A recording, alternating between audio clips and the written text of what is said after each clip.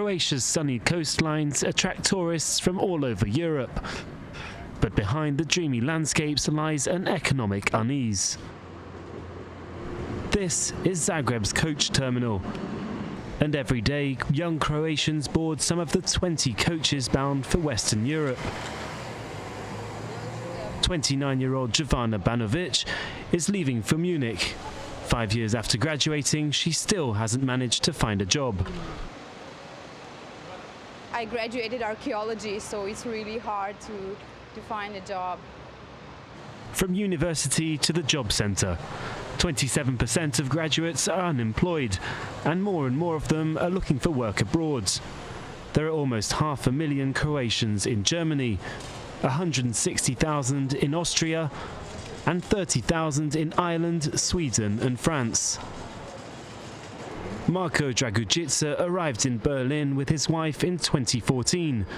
He's since found a job as an electrician and earns 3 times as much as he would back home. The couple has learnt German, made new friends, and they're a point of contact for fellow Croatians. My boss asked me if I knew anyone who wanted to come to work in Germany.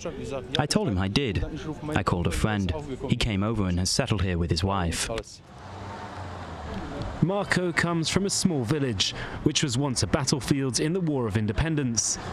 The region is still struggling to rebuild its economy, and only the older generations still live here.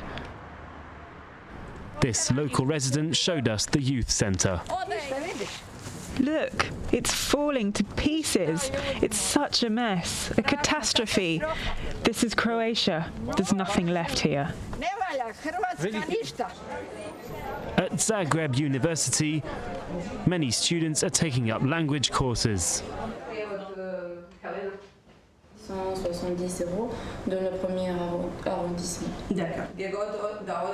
After Croatia joined the EU in 2013, more people are taking advantage of the open borders to settle abroad. My boyfriend lives in Denmark. My friend's sister is in Ireland. And many of my friends' families have moved to Germany. And all of them have found work. For analysts, it's a dire situation and could lead to a drop in the working population.